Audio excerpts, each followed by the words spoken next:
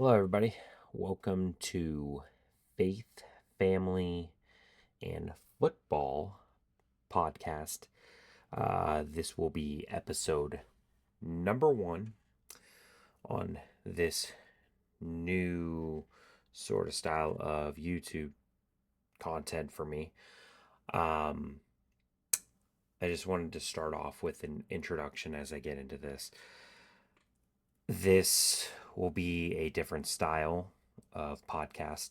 I will be focusing on my faith, um, family stuff, and also football, which I love talking about.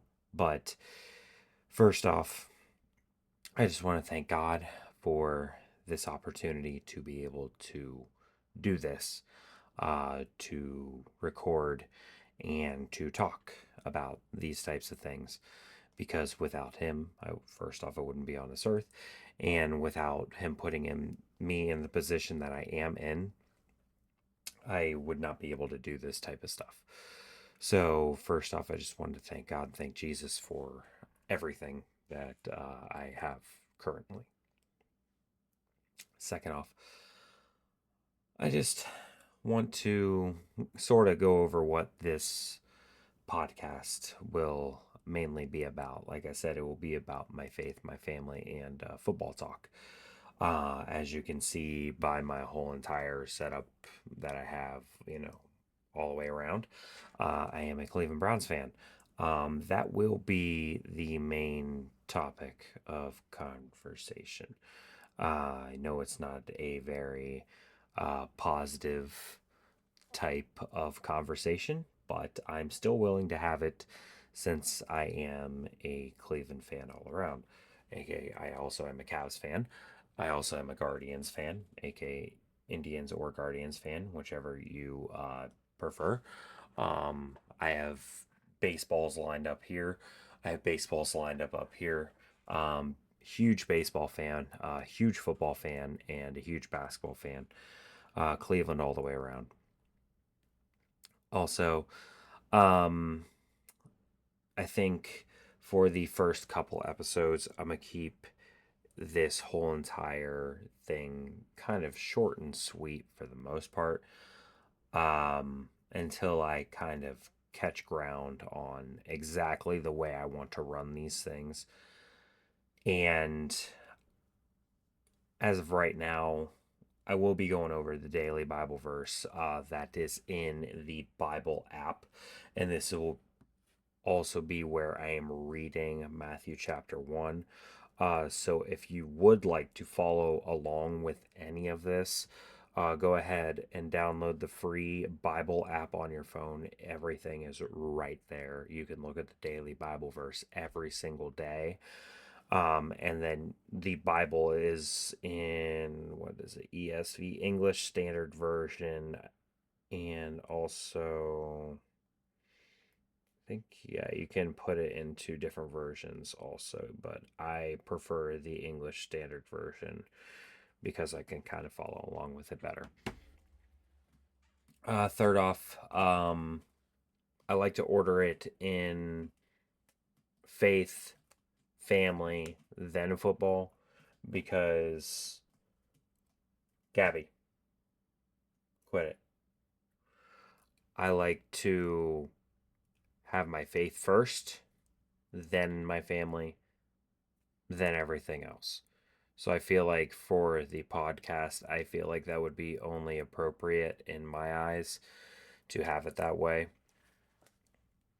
And I feel like God would want it that way too, just so I'm prioritizing faith over everything else. Um, my football talk, I will try to incorporate faith into football if the topic fits. If it doesn't fit, then I'll strictly just be talking about football.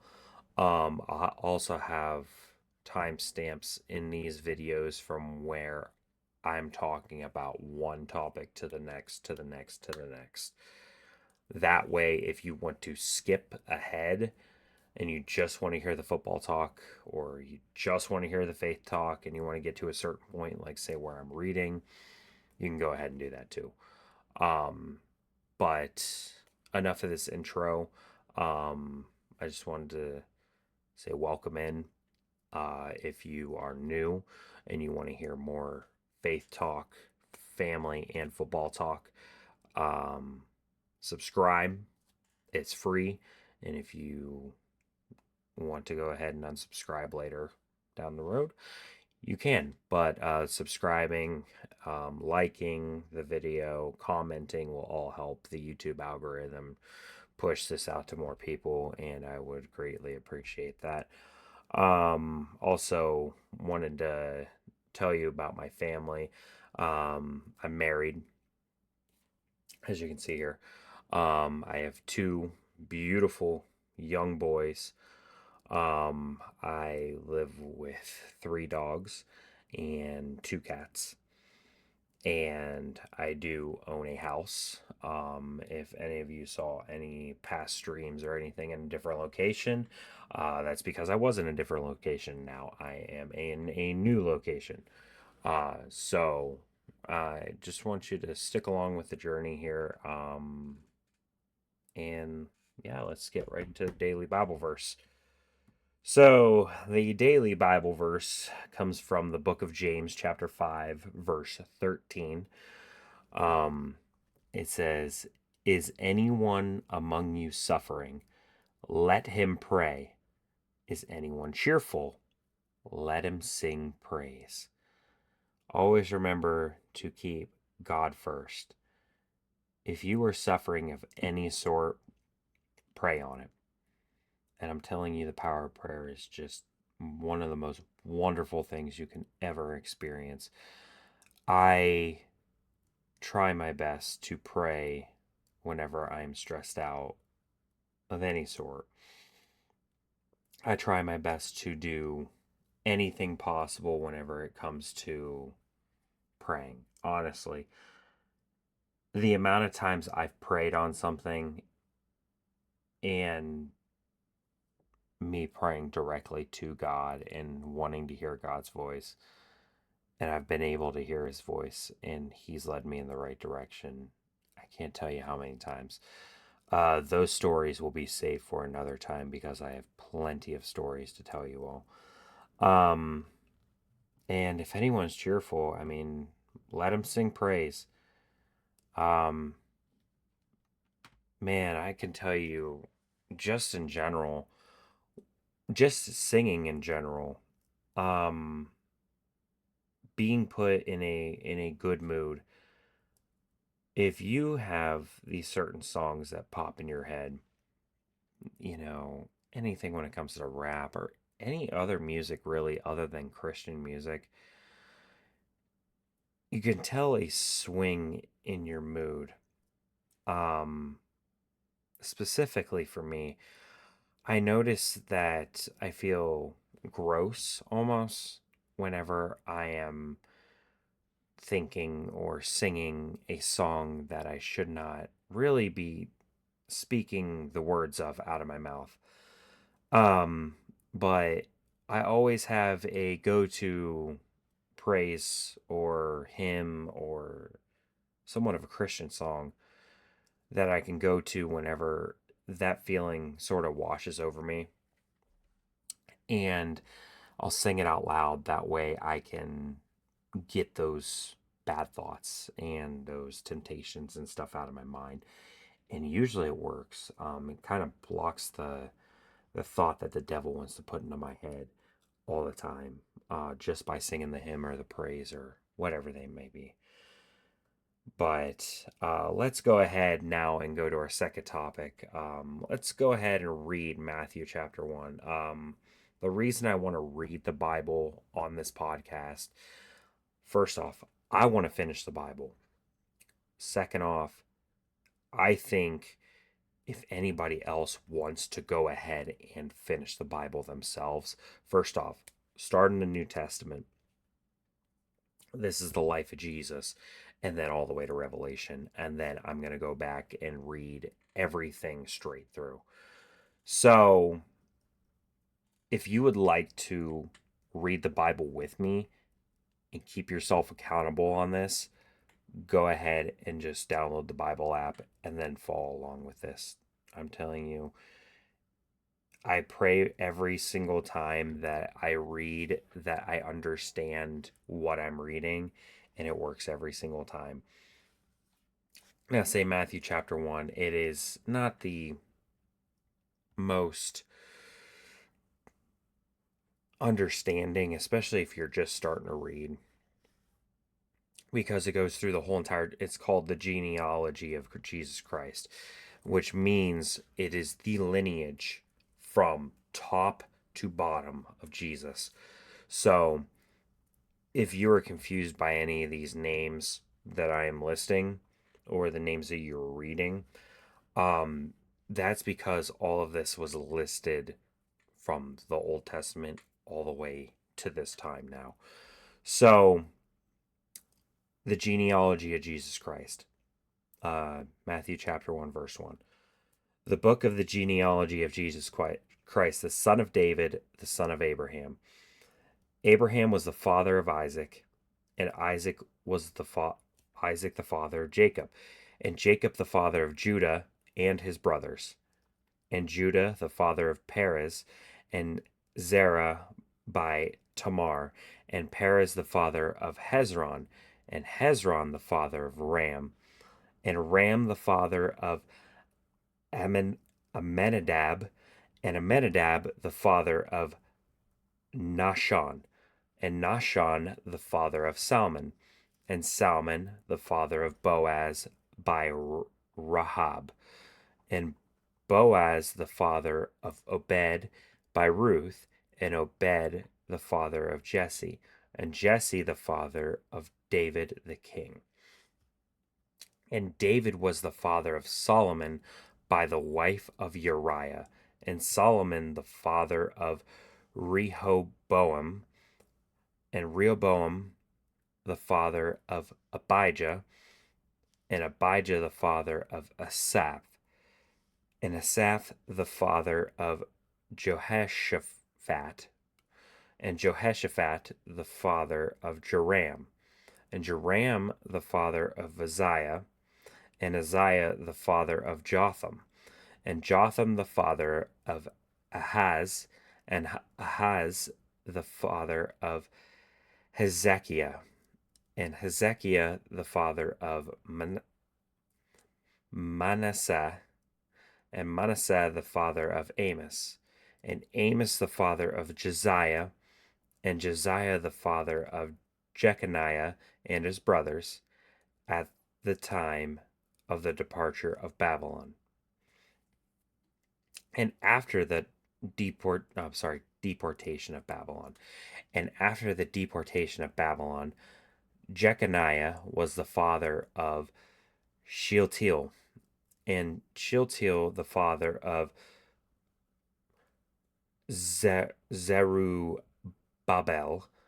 and Zerubbabel the father of Abiud, and Abiud the father of Eliakim, and Eliakim the father of Azor, and Azor the father of Zadok, and Zadok the father of Achim, and Achim the father of Eliud, and Eliud the father of Eleazar, and Eleazar the father of Matham, and Matham the father of Jacob, Jacob the father of Joseph, the husband of Mary, in whom Jesus was born, who is called Christ. So all of the generations from Abraham to David were 14 generations. And from David to the deportation of Babylon, 14 generations. And from the deportation of Babylon to the Christ, 14 generations. So in total, that is what? 14 plus 14 is 28, plus 14 is 42 generations of people from Abraham to Christ. That tells you how long of a lineage that Jesus really has. Now, the birth of Jesus Christ. Now, the birth of Jesus Christ took place in this way. When his mother Mary had been betrothed to Joseph. Before they came together, she was found to be with child from the Holy Spirit. And her husband Joseph, being a just man and unwilling to put her to shame, resolved to divorce her quietly.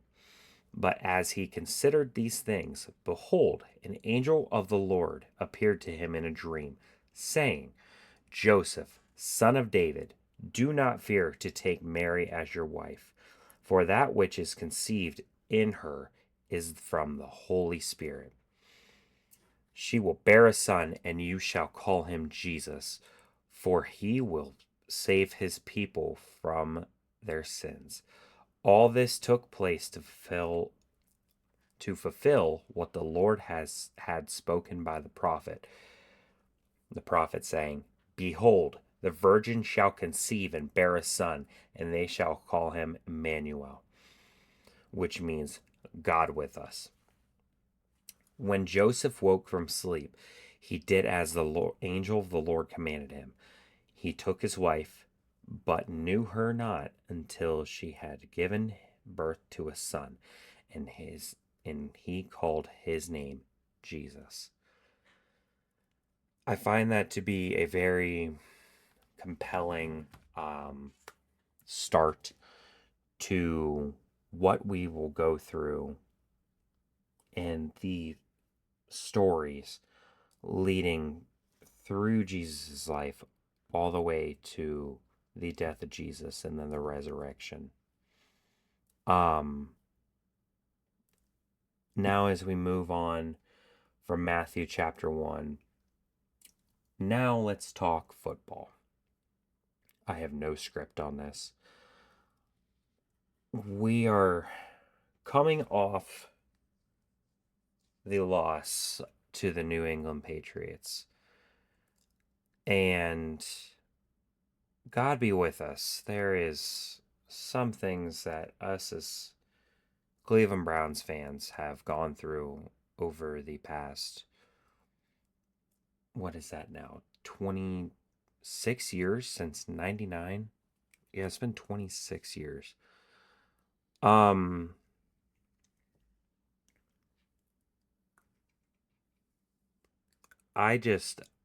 can't fathom the amount of heartache that I've experienced over the years as being a Cleveland Browns fan, and also the joys, the few amount of joys that I have seen as a Cleveland Browns fan. I am 30 years old, so born in 95. I've been watching them pretty much my whole life. My first ever jersey that I had was a Tim Couch jersey. I think that was back when I was about 5 years old. And I thought about switching teams at one point or another because of the whole craze on Michael Vick as a kid, being such a good player, but then he got into trouble and I didn't want to like him anymore. And then I loved Madden and I loved Brian Urlacher. Needless to say, I came back to the Cleveland Browns because I just could not like another team like I liked Cleveland Browns. Like I said, I'm a Cleveland fan through and through. I'm a Buckeyes fan also. But the amount of things I've seen from Tim Couch to, oh man, Joe Thomas era, Joe Hayden, Josh Cribbs, Phil Dawson, all the way to, DeShone Kizer, Brandon Weeden, Colt McCoy, Johnny Manziel. I'm pretty sure Bruce Gradkowski was even a Browns quarterback. Josh McCown, Luke McCown. It's just, list goes on, and then you finally get to Baker Mayfield. I personally didn't want him at first. I actually wanted to draft Saquon Barkley at the time, and then whoever else afterwards I would have taken. Lo and behold, I didn't know that Baker was actually going to be one of the best quarterbacks, if not the best quarterback that we've had since '99. Um, I really thought in 2007 when we had Romeo Crennel and Derek Anderson that we were actually going to be something. I was sadly mistaken after that season in 2007 that we would not actually do anything else and would wait a whole entire, I forget when we drafted Johnny. I think that was back in like 2012, 2013. No, I think it was like 2014. We drafted Manziel, and we were all excited about that. And that turned out to be an absolute disappointment. And then going through DeShone Kizer, and we won 4 straight preseason games, and we're like, oh, this guy might be the real deal. And then we just got let down by going 0-16. And 1-15, 0-16. And just time after time, just getting let down by this team, and finally get to Baker Mayfield and Myles Garrett and Nick Chubb and David Njoku. And man, we had a chance, and then we go and trade for Deshaun Watson and decide to get rid of Baker Mayfield after a disappointing season because he tried to play through an injury, and kid had heart. Now he's an MVP candidate, and it's just another shot in the leg from Cleveland Browns, just doing Cleveland Browns things. I was there for the game. My very first NFL football game was the Thursday night Jets game versus the Browns. That's when we broke the infamous losing streak, where Baker came in the leading into the second half and led us to a comeback victory. That was a really cool game to be at. I went to the Broncos game where Case Keenum played, and Ernest Johnson rushed for like 150 yards on the ground, dude. That was one of the most ridiculous performances I've ever seen. I have also went to the Thursday night game where we clinched the playoffs against the Jets, where Joe Flacco led to an absolutely stellar second half of the season. I've also seen the Snow Globe game where Jameis Winston wheeled us to a victory against the Steelers. And I'm also going to the Browns game versus the Titans this year, where we're wearing the poop jerseys, as everybody likes to call it. I'm going there this year with my dad for our second game. First game we both watched together was against the Steelers. So that's pretty much where I'll catch up on that. But we are coming off of a losing game to the New England Patriots. This year has just been an absolute disappointment from my perspective. I predicted at the beginning of the year we would go 10-7.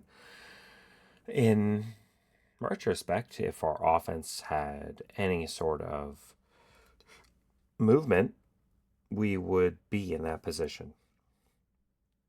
But since our head coach can't seem to draw up a good game plan, we are not in that position at all. Going into the bye week, we have already made three trades so far this year. One for Cam Robinson, left tackle. It's been all right.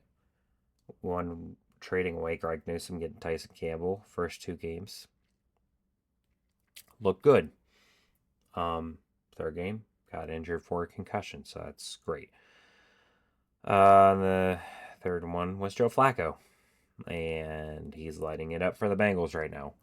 Granted, he got hurt towards the end of the game, but he still had an absolute stellar game.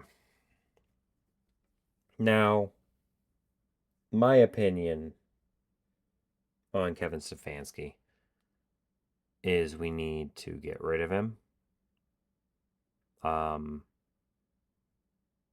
Ever since it being so apparent that Joe Flacco was not the problem and that Dillon Gabriel is playing almost exactly like Joe Flacco, that is a head coaching problem.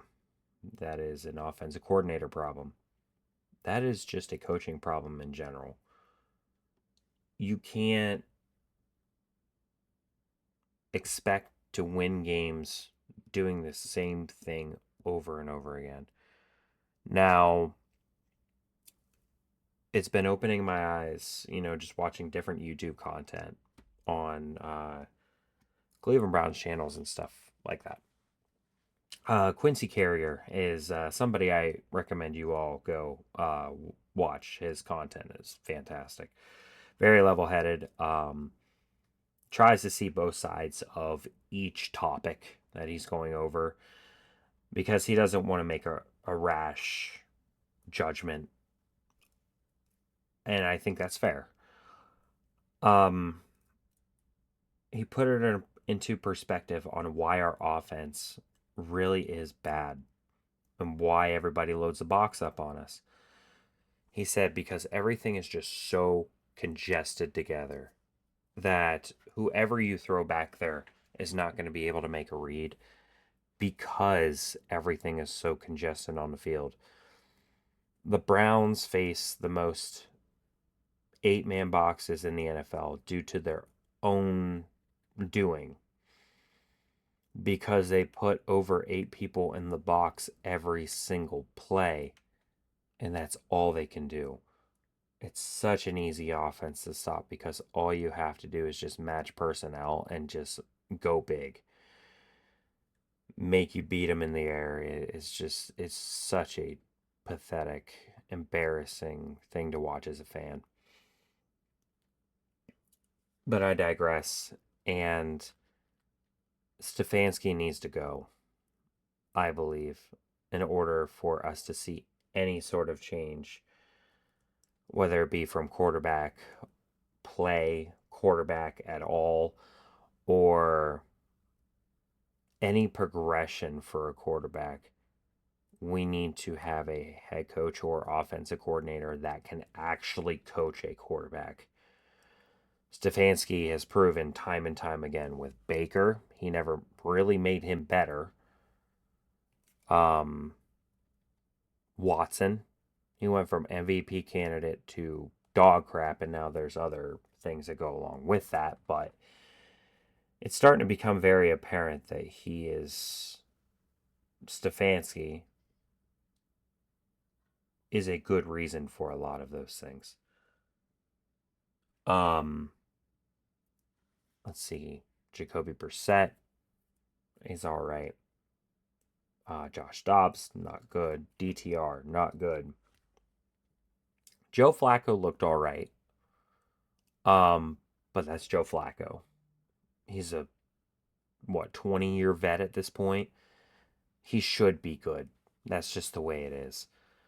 He knows how to play football. It's just you got to be able to call the right plays. And then you go and switch over to the Deshaun Watson again. He doesn't look good. Jameis Winston doesn't look great. He looks better, but doesn't look great. And then you move back to Joe Flacco, and he looks like he just lost all football ability. And then he goes to a different team, looks like an MVP candidate. And then Dillon Gabriel looks like Joe Flacco did when he was here in the first stint of this year.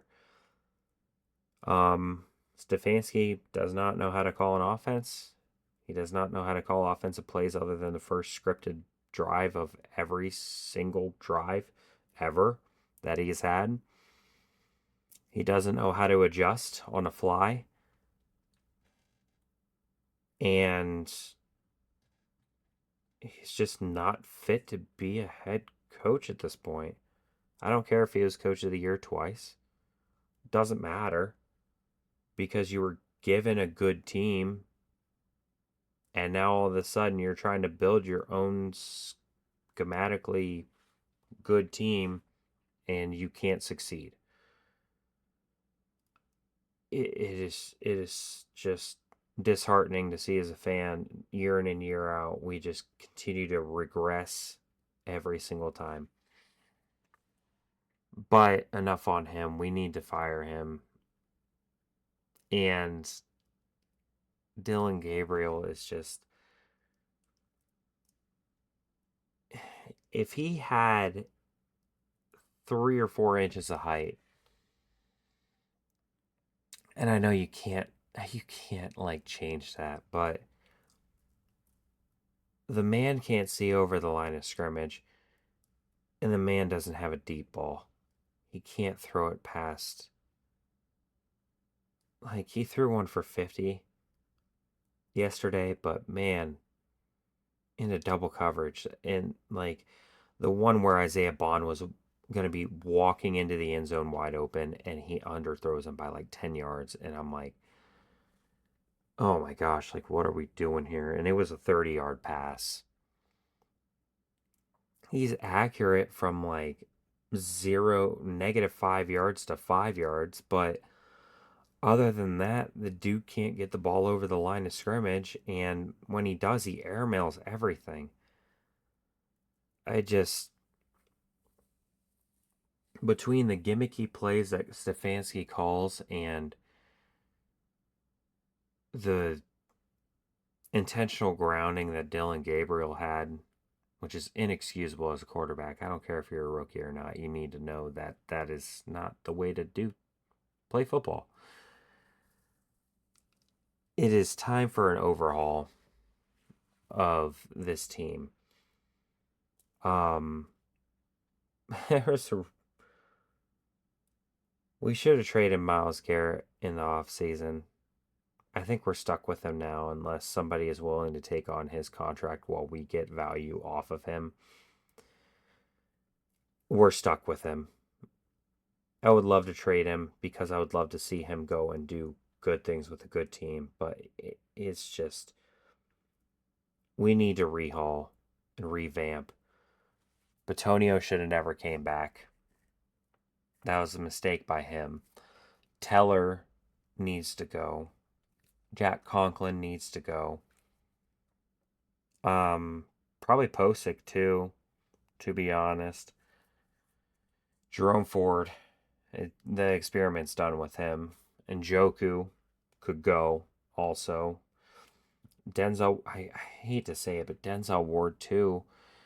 You got to get value out of these guys while you can before they just outright leave or suck. Delpit, I want to keep for the long run. Obviously these rookies are absolutely outstanding. Any of these veterans that you can offload for picks at this point, you're 2-6. I understand you are 2 games out of the lead in the AFC North.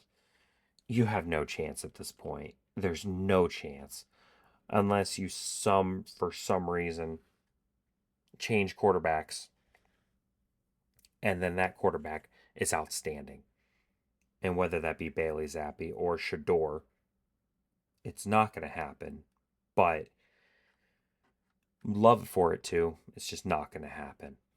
So, first thing on the agenda, we need to fire the coach at some point from here until the end of the season. We need to change quarterbacks 1000%. Trade your veterans that are not going to be on the team in the foreseeable future because you need to get value out of them now while you can. And third off, when are we going to get wide receivers that are not of the third round or the second round. Like, I understand trading for a wide receiver while they're cheap. Andrew Berry, this offseason, can you please draft a wide receiver in the first round because we desperately need one? I understand drafting a quarterback in this draft because you got a couple of top dogs in the college realm that are looking really, really good. I understand we need offensive line too, but for the love of everything, can we please draft a wide receiver in the first round? I don't care if you have to trade up, back up into the first round. Draft one in the first round that has that elite talent. I wanted George Pickens. I wanted Emeka Ibuka. Hell, I even wanted Lad McConkey. And we all see what they're all doing right now. Unbelievable by the Browns. For the future of the team, we just, like I said, I just named off everything. Continue to build off of the draft. Because right now you had a stellar draft. Last couple years you've had all right drafts. You've had some people that have played really well. But we just need to continue to build through the draft because as much as people are saying to get him out of there too, Andrew Berry is not doing a terrible job right now. He can get value out of guys that don't look as good. And he can also, he drafted a really good draft this last draft. So he's got my graces for another year. But if he fails once again, then it's game over for him. But Stefanski needs to go. It's just, I think he's just another guy. If he has any more successful seasons, he's like Marvin Lewis back with the Bengals. It's one of them things. I don't think he can win a playoff game. He showed he can't win a playoff game yet, and I don't want to hear this. Oh, he's 1-2 as a head coach. No, he's not. He's 0-2 because his special teams coordinator was the head coach of that football team when we beat the Steelers. Bad. So my future is just we need to draft a quarterback if we don't have one in Shedeur. We need to draft a wide receiver, revamp our offensive line, and I think after that we are set to go because we already have a really solid defense. And if we want to contend next year, honestly, we need to keep everybody on defense and then go ahead and then have a fire sale on offense for whoever wants to go win. So those are my thoughts, everybody. Thank you for coming in and watching up to this point if you have. Like I said, if you want to like, comment, and subscribe, that'd be very grateful. Yeah, thank you for tuning in to my first episode of the Faith, Family, and Football podcast. I will be posting hopefully 5 days a week. I want to try to stick to Monday through Friday. I feel like if I would do Sundays, I would just be in a pretty salty mood, and I don't want to bring that energy onto the podcast. So, like I said, like, comment, subscribe if you're new. I want to hear if you've made it this far in the video, comment Jesus is King. That way I know that you've watched this all the way through. But that's it for me right now. I love you all. I do. I love you all. I'm praying for you all. And